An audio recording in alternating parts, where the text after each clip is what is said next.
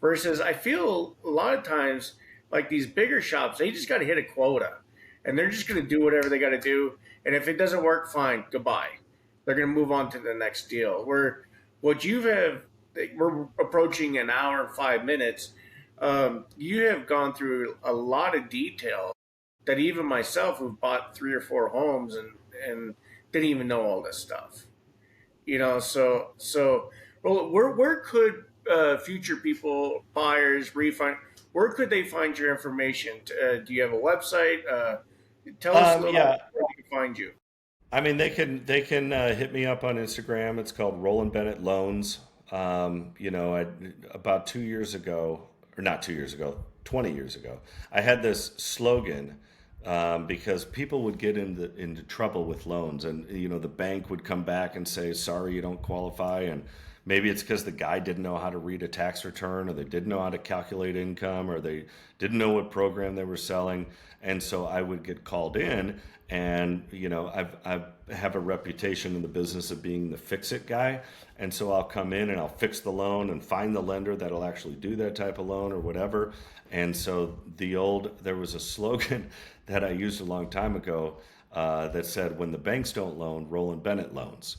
Instead of going to the bank, I know the underwriting guidelines, and that's really what it takes to close loans is you got to know the guidelines, and that's a problem in the industry. Is so many you get all these Right. newbies in these big shops, and they're in the cubicles, and like you said, they got the quotas, and they're just they're given leads, and they got to burn and churn these leads, and Roland Bennett Loans is my Instagram handle. You can do that. You can RolandBennettLoans.com is my website. You can text me on my number at 602-513-3686. I mean, I'm direct access, but a good question to ask somebody that's doing your loan, you want to find out two things. Number one, are you a 100% commission?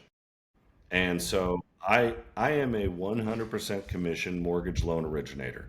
I am licensed with Barrett Financial. Barrett Financial didn't used to be, but now they're the largest broker in the state of Arizona and becoming the largest broker nationwide. They're in 49 states. And it's kind of like Remax. Remax is really, really big, Yeah. but there's good Remax agents and there's bad Remax agents. Sure. And when you're dealing with a real estate agent, you're dealing with that person. You're dealing with that personality and their experience. And do they know the market? And can they negotiate your contract? You're not dealing necessarily with Remax. They're just hanging their license with Remax. And the Right. mortgage business has turned into that. Similar. So I hang my licenses with Barrett Financial, but you deal with me. And I do not make one penny unless the loan closes. And so that's a really important thing because I'm motivated to close your loan. And I am motivated to not submit a loan that's not going to close. So I'm very careful on what I submit because that thing's got to close because it's your house. The And it's last thing also I your do. time. Yeah, well, You're the last investing thing in it. the worst call in the industry to make is sorry about the last 3.5 weeks, and I know you're supposed to close next Thursday and you have your mover scheduled, but we Yeah. can't do your loan anymore. You don't qualify. It's like you don't Yeah. qualify. Why not? Well, the Yeah. underwriter said, there was something on your tax returns. Well, I gave you my tax returns 3 weeks, 4 weeks ago. Like, Right. why didn't Right. you tell me that 4 weeks ago? You had the Right. information. It's not new stuff. It's just uneducated people. And then the number two thing I would say is find out where people get where do they get their clients? And I get my clients for 20 years, 100% word of mouth.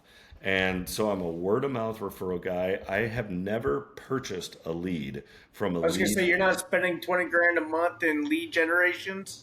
Well, but there's so many people that are, and they're spending a ton of Yeah. cash. They've got a room full of guys on the phone that don't Yep. really know a lot. They just smile and dial, and they call all these leads, and they're just burning and churning, and they don't really care. And the guy that's buying the leads has all these kids that are calling and trying to close, and if they close 80% of them, great. If 20% Yeah. don't close, that's fine because they got so many of them going on. I just think that's too big of a risk to be in that Yeah. 20% margin or 10% not closing margin because Right. you're never really getting, all you're talking to is the guy that's going to take your application, then kick you off to somebody else. And so now somebody else comes in, they don't know your situation. You just spilt your guts for a guy that was simply setting an appointment for some other guy. And then that guy just is going to pass you into the processing world. And I think that's where people enjoy and appreciate the fact that I take that first call when you refer your kid to me to buy a house. I educate them up front. I talk about Fannie Mae and Freddie Mac. I run the automated underwriting. I pull the credit. I get their paperwork. I have a processor that helps me with the paperwork. But at the very end of the deal, I go over the closing statement, make sure you understand all the numbers before you go into the title company and sign the paper so there's no confusion, there's no stress, and you can focus all of your energy on your new life in your new house and what room your kid's going to have and where the baby's Mm. room's going to be and where you're going to put your couch and the stuff that people really care about when buying the house. And when they Awesome. have the peace of mind that because I'm a broker, it's going to be the lowest rate available. There's going to be very little to many times zero in fees, so it's going to be cheap. And I'm going to tell you exactly what you're going to need paperwork wise up front. And I'm not going to nickel and dime you on the paperwork like everybody else does. These people you're talking about, they're trained to get every financial document known to man and just get it. And then if something comes up in underwriting and they ask for something else, you already have it. Great Right. concept because now you don't have to go back to the borrower to ask him for something else. Exactly. But in Exactly. my mind is, well, if 20% or 30% of the paperwork that you're getting up front isn't even required in the Fannie Mae and Freddie Mac automated underwriting guideline list of required documents to close the loan, why am I having you go through, why are you having to upload tax returns if I don't Right. need the tax returns to close the loan? And Right. I should know that because I'm running the automated underwriting approval the day I pull your credit. So Yeah. I only ask people for what I know is going to be needed. So it keeps the paperwork down. Let's just take the stress out of the Makes you mortgage. feel trustworthy too. You know, nobody likes to just upload their personal information to just, and like you said, like you don't know if you're running that to somebody who is a skilled person like yourself or $18 an hour call center person that's just sucking this info. You have no idea. So, Roland, I just want to thank you so much. I think you highlighted a lot of great things that the audience can really take and really run and share. Not, I mean, even myself, I could share with other agents and other people that I come across, yourself, because in this, like again, this is one of the biggest purchase. You know, people are doing things to make the next best move for their family or their dream or their retirement. And I think in this industry,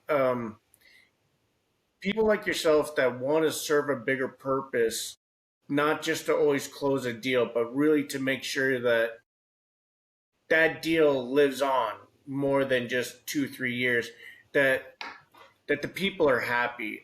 That goes a lot further than just earning your commission check and Well, moving forward. You know. yeah, I mean, and I tell people that, you know, when you're a word of mouth advertiser, you have to do good by the Yeah. people.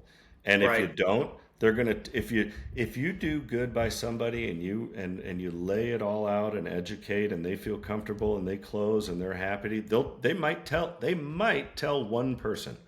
A hundred If their percent. loan if their loan gets screwed up and it gets hectic and it's a headache and they're scrambling Oh, on the day 20 before people will know about closing, it before 20 people will know before about it. lunch. Before Yeah. lunch. You know. But and Yeah. you know what I would love to do, Gary? I just I appreciate you having me on, and I'm excited for more of these. I would love if there is, or if, for the audience that's listening, I think we should dive into more detail of the differences between FHA, VA, and conventional in Yeah. terms of appraisals, because there's a lot of times where appraisals cause come up and Yeah. it plays a really big part in it. And I know, just knowing you personally, that you were one of the most knowledgeable appraisers I know, and it would be really cool to do a deep dive into appraisal differences so that Yeah. when people are looking at houses, maybe we can equip them, and especially you, with what should you be looking for to make sure that your deal's not going to fall south